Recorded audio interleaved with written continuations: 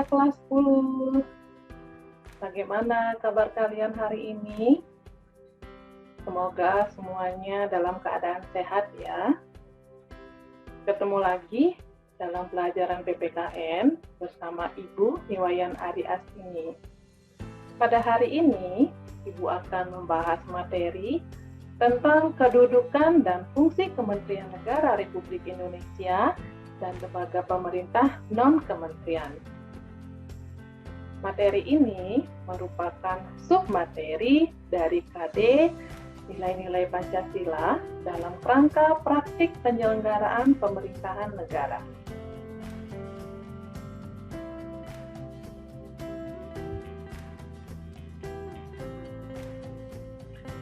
Dalam materi ini, Ibu akan menjelaskan 3 pembahasan. Yang pertama adalah kedudukan, tugas, dan fungsi Kementerian Republik Indonesia. Yang kedua, klasifikasi kementerian di Indonesia. Dan yang ketiga adalah lembaga pemerintahan non-kementerian.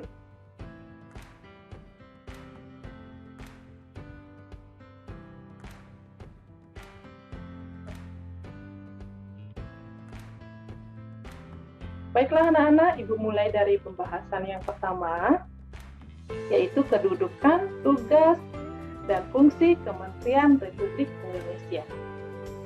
Tahukah kalian, sistem pemerintahan yang dianut Indonesia itu adalah sistem pemerintahan presidensial.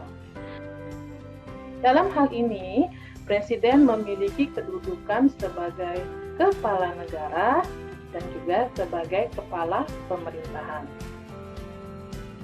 Sebagai kepala negara, Presiden memiliki kewenangan, contohnya memegang kekuasaan tertinggi atas Angkatan Laut, Angkatan Darat, dan Angkatan Udara. Nah, sebagai kepala pemerintahan, salah satu kewenangan Presiden adalah mengangkat dan memberhentikan menteri.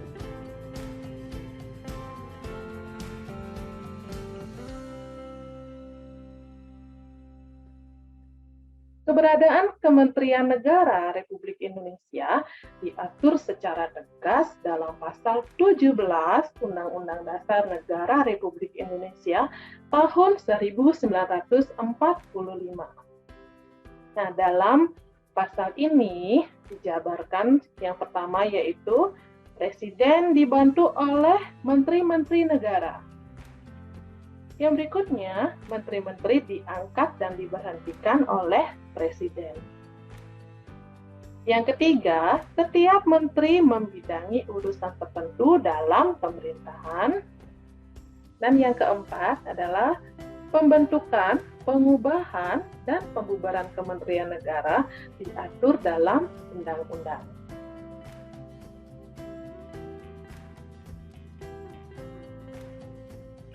Yang kedua adalah klasifikasi Kementerian Republik Indonesia.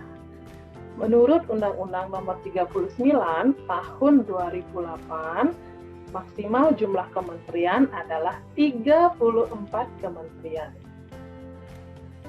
Kementerian pertama yaitu kementerian yang menangani urusan pemerintahan yang nomenklatur.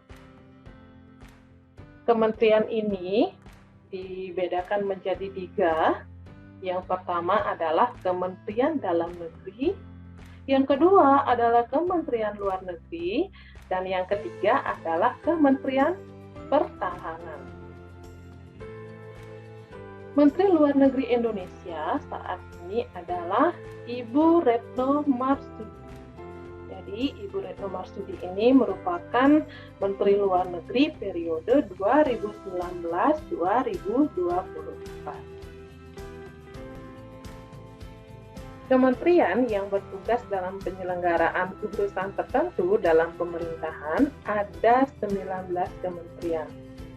Yang pertama itu adalah Kementerian Agama, Kementerian Hukum dan HAM, Kementerian Keuangan, Kementerian Pendidikan dan Kebudayaan, Kementerian Ristek dan Pendidikan Tinggi, Kementerian Kesehatan, Kementerian Sosial, Kementerian Ketenagakerjaan, Kementerian Perindustrian, Kementerian Perdagangan, Kementerian ESDM, Kementerian PU dan Perumahan Rakyat, Kementerian Perhubungan, Kementerian Kominfo, Kementerian Pertanian, Kementerian Lingkungan Hidup dan Kehutanan, Kementerian Kelautan dan Perikanan, Kementerian Desa Pembangunan Daerah Tertinggal dan Transmigrasi, dan yang terakhir adalah Kementerian Agraria dan Tata Ruang.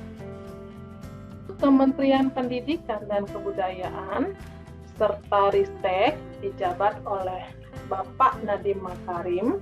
Beliau merupakan menteri yang memimpin Kemendikbudristek periode 2019-2024.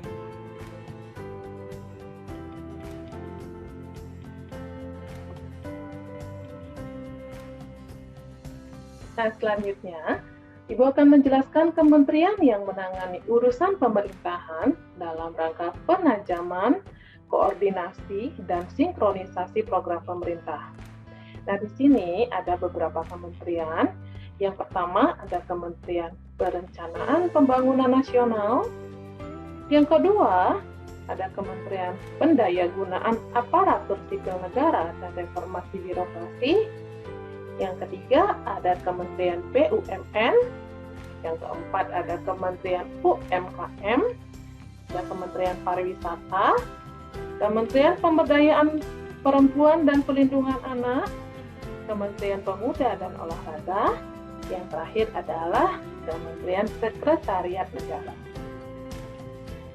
Untuk Kementerian Pariwisata periode 2019-2024 dijabat oleh Bapak Sandiaga Uno.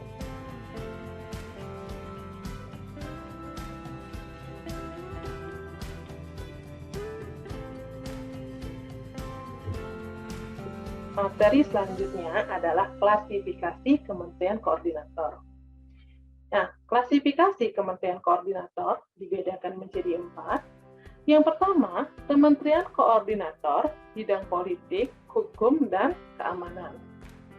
Yang kedua adalah Kementerian Koordinator bidang perekonomian. Yang ketiga adalah Kementerian Koordinator bidang pembangunan manusia dan kebudayaan. Yang keempat adalah Kementerian Koordinator bidang kemaritiman.